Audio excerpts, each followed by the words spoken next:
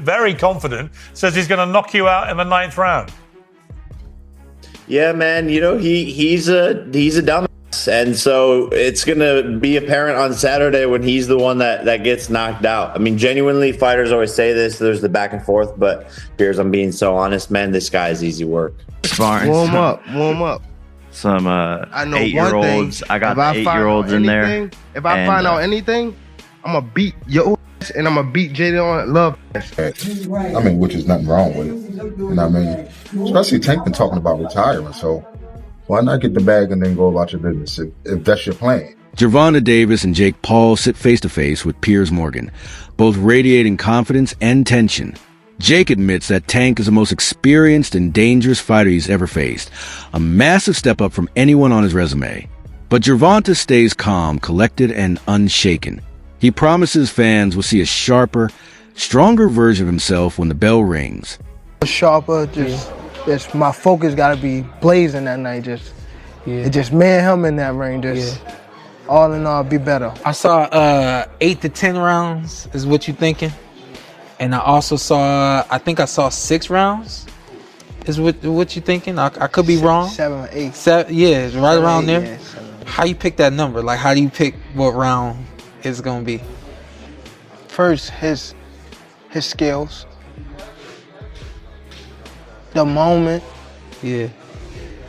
I don't know how durable he is. Mm-hmm. I don't know. I just don't know just yet. But I know if I could get him where I want him. Yeah. That's how long it's gonna take. Yeah. To be a good beating. Do you understand the magnitude of this fight? Do you understand how important this fight is to the boxing game, to the sport? I think I do, but I don't think that he knows. I've been in big fights, but it wasn't nothing like this. Jake Paul tells Piers Morgan with total conviction that everything will be settled on Saturday, November 15th. No more predictions, no more online debates, just truth inside the ring. He believes the performance will silence every critic and prove who truly deserves victory. In many ways, Jake represents how boxing has evolved. From a sport built purely on skill and tradition into a global entertainment powerhouse driven by attention and influence. Says he's going to knock you out in the 9th round. Yeah, man. You know, he's a dumbass. And so it's going to be apparent on Saturday when he's the one that gets knocked out. I mean, genuinely, fighters always say this. There's the back and forth. But, Piers, I'm being so honest, man. This guy is easy work. Emiliano Vargas believes Jake Paul saw this transformation before anyone else. Instead of grinding through a long amateur career or chasing Olympic medals, Jake built his audience first. By merging social media fame with boxing, he unlocked massive paydays that had nothing to do with titles or rankings. Now, younger fans follow storylines, rivalries, and viral moments more than championship belts. Vargas warns that while this new era brings excitement, it risks losing sight of boxing's soul, honor, discipline, and the hard-earned respect that once defined greatness. Non-basketball terms is such a funny internet game. But explain this to me like a 3rd grader. What is an exhibition fight? I don't even know, bro. I'm gonna be real with you. All I know is that Jake is making, God damn. But when they say look, God bless Jake, bro, because this is what he figured out. He figured out this. He figured out boxing is all about attention. 100%. And he went from Disney to, getting paid. What I told you, world champions that have dedicated their whole life to this sport, they will never get paid. Not even a percentage of what he's making. Yeah. But because attention brings dollars. It doesn't matter if it's a podcast, if it's a movie premiere, if it's boxing. If there's no attention on it, you're not going to make no money from it. This is like the WNBA conversation. That's why they don't make the money, because they don't have the attention. No, for sure. I was at the WNBA yesterday. That shit was lit, bro. It was lit? I was chopping it up with Floyd was there. It was good? People they won by I think 1 or 2 points. But I was standing up and I was jumping, it was the finals though. Yeah. It's the finals. So, all that aside, I just feel like Gervonta could crack though, bro. Oh, of Gervonta course. could crack. I mean, So this is what I want He's sparred light heavyweights and heavyweights before. Like, this ain't nothing new.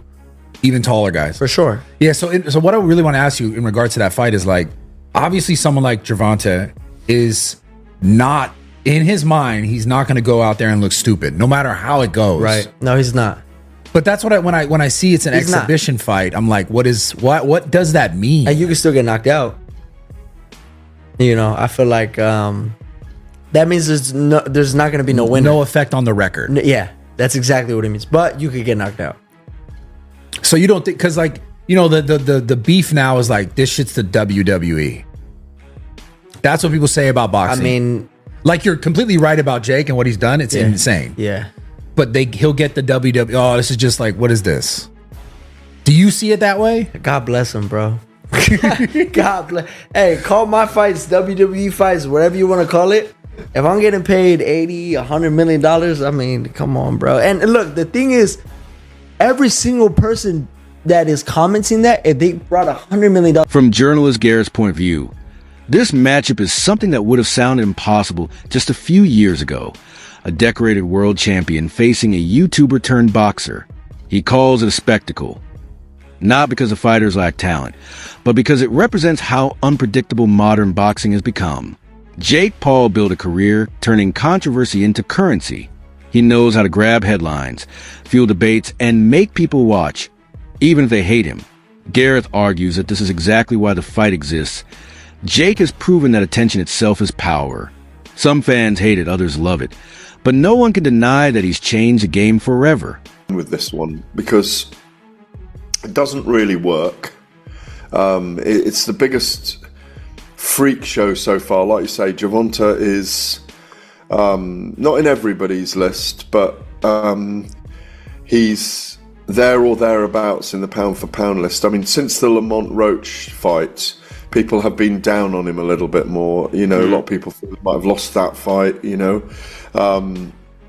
Obviously his troubles and travails away from the ring have meant that, you know, people are starting to question at 33 now, is he? No, I don't even think he's that. 31. I think it's 31 max, 31. yeah. But they're beginning to question his validity. But yeah. 31, yeah? 30. Okay. Yeah. They're beginning to question, or I don't think we all are, but people are in general beginning to, pundits, and some fans are beginning to question his validity in that top 10 pound for pound list. I think he belongs there myself, or just outside it. Certainly in the top 15, no question. Maybe top 13. I think I've got him. I think I had him at 11 or 12, but might have done a list on Saturday night. And obviously we want to see him in the ring with Shakur Stevenson. It's the big fight. Or even in Naoya Inoue at some point, which is a fantasy matchup that I remember dreaming about around the same time I was dreaming about Terence Crawford and Saul Canelo Alvarez a couple. Coach Reg stands firmly behind Gervonta Davis, reminding everyone that Tank's rise wasn't overnight. He climbed through divisions, fought dangerous opponents, and earned global respect with his knockouts. Critics say Tank is chasing money now, but Reg insists he's simply securing his future, something every fighter deserves. One bad night can change everything. After years of brutal camps and endless battles, Tank has earned the right to choose fights that bring both reward and legacy.